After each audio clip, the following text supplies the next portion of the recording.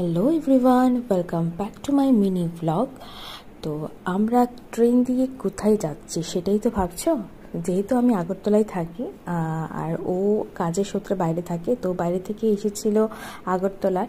আর আমাদের একটা family function আছে, মানে আমাদের বাড়িতেই ফাংশন আছে আমার দেওরের মেয়ের অন্নপ্রাশন, যার জন্য কিন্তু আমরা ধর্মনগর যাচ্ছি ট্রেনে। তো ট্রেনেই যাই সবসময়, আর ট্রেনে যতবারই যাই তোজো কিন্তু ভীষণ মানে ওর ভালো লাগে, ওইরকমভাবে তাকিয়ে থাকে, তাকিয়ে তাকিয়ে দেখে, তো ভীষণ এনজয় করে।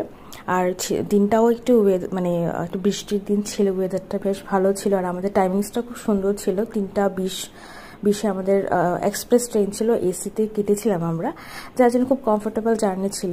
আর 2 থেকে আড়াই ঘন্টার মধ্যেই ধর্মনগর পৌঁছে যাবো, একদম সন্ধ্যার মধ্যে পৌঁছে যাব।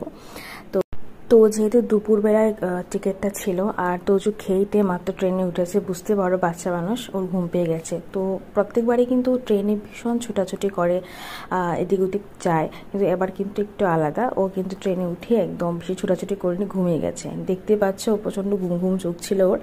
তো যাই হোক, ভালো হয়েছে, একদিকে ও ঘুমিয়ে গেছে, তো জার্নিটা একদম কমফোর্টেবল, ও ঘুমিয়ে থাকবে, আমরাও আরামসে যেতে পারবো। বাড়ি গিয়েও উঠে যাবে, সবার সাথে খেলবে, বাস ওটা ভালো হয়েছে একদিকে।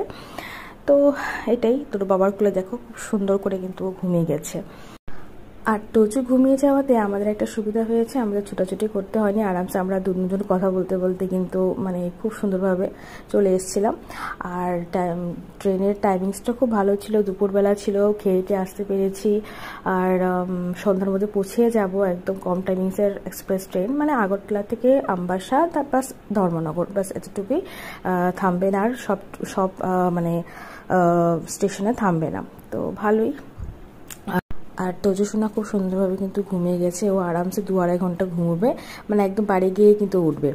তো যাই হোক, ওকে আমরা মানে একটা ক্লিন বেডশিট, যেটা ট্রেন থেকে দেওয়া হয় ধোয়া বেডশিট, ওটা পেতেছিলাম, ওকে শুয়ে দিয়েছি। আর আমি নিয়ে গেছিলাম ধোয়া একটা চাদর ওর জন্য, বাস ওটা র্যাপ করে দিয়েছি উপরে, যেহেতু ঠান্ডা এসিতে, বুঝতে পারি।